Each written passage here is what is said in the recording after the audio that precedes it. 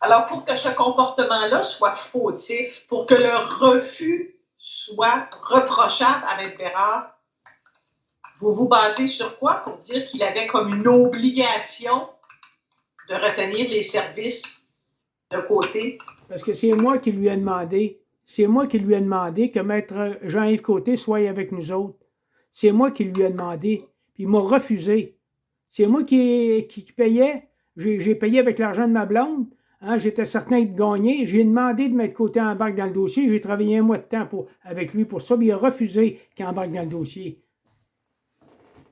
Je comprends, monsieur, que c'est parce que vous demandez quelque chose que ça en fait une obligation.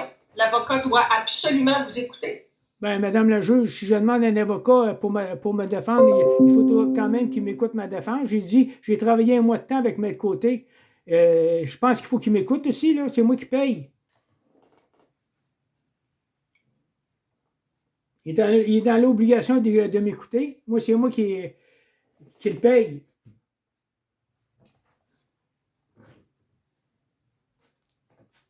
Ben, qui le paye, c'est ma blonde qui a payé, c'est pas moi, là.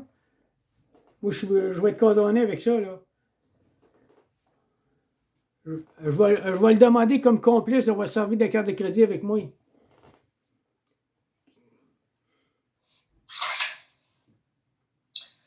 À part Bellemare et Côté, est-ce qu'il y a d'autres témoins qu'il devait faire venir, qu'il n'a pas fait venir?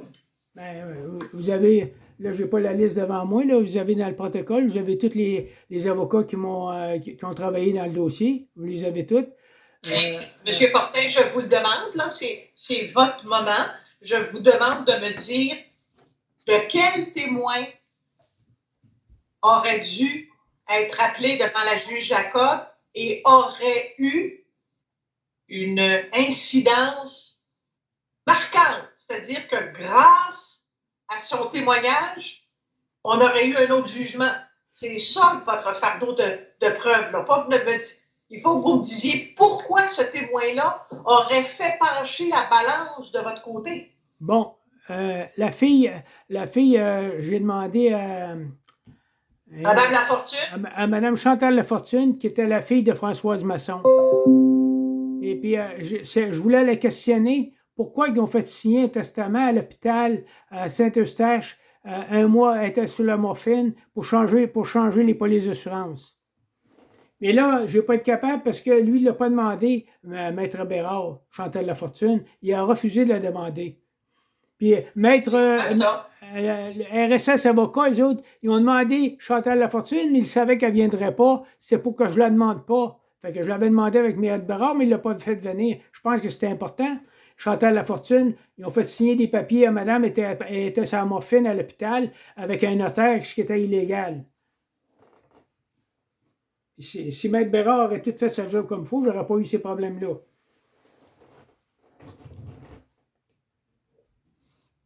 Donc, vous, ce que vous êtes en train de me dire, là, c'est que les volontés testamentaires n'étaient pas celles de madame, c'est Masson? Françoise Masson, oui. Bon. Donc, vous êtes en train de me dire là, que c'était pas un bon testament, ça. Quand j'ai pris les polices d'assurance, Madame la juge, j'avais été déclaré irrévocable ces polices d'assurance. J'avais 3 polices d'assurance vie. Financière Manivie, Colonia et industrielle. C'est moi-même qui payais les polices d'assurance vie. Vous allez voir dans le jugement, le juge, j'ai 2 chèques qui ont viré, mais l'autre mois, ils ont repassé. J'ai payé les assurances vie de madame des 2 côtés. Moi, j'étais assuré pour 1 million, elle était assurée pour 1 million. J'ai 2 de mes frères qui sont décédés. J'ai ma soeur qui est décédée, mon père et ma mère, je n'ai pas d'enfant.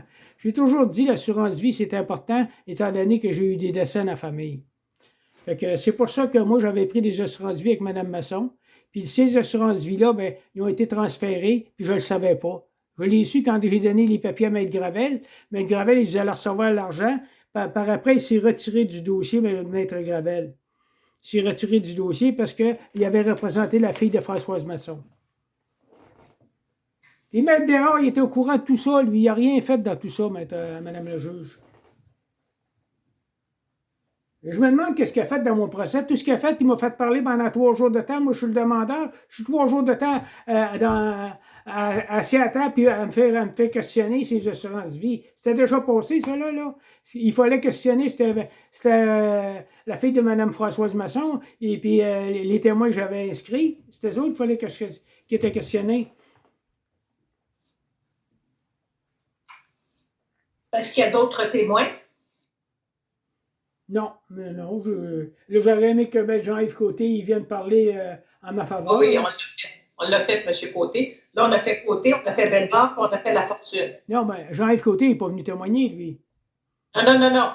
Mais vous dites que vous auriez aimé que M. Côté soit là pour épauler Maître Bérard, Maître Bellemare comme témoin, puis Mme Lafortune qui devait venir et qui n'est pas venue. À part ça, quel autre témoin aurait dû être là et aurait eu un impact déterminant sur le jugement de la juge Jacob?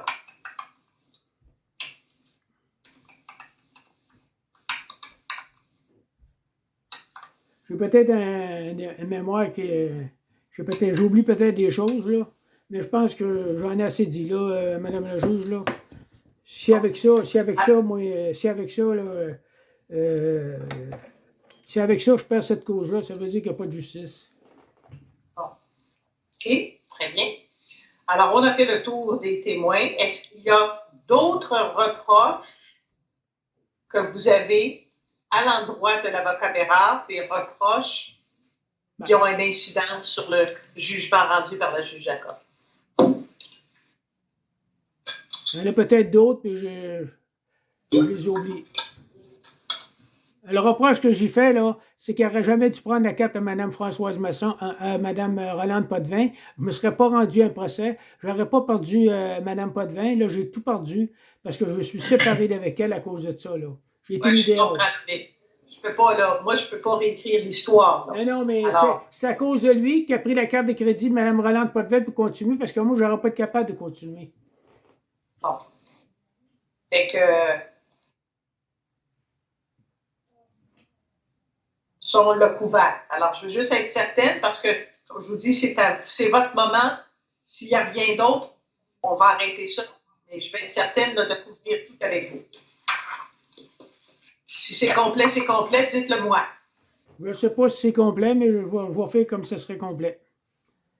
Bon, bien, parfait. Donc, fin de l'interrogatoire chef de M. Fortin.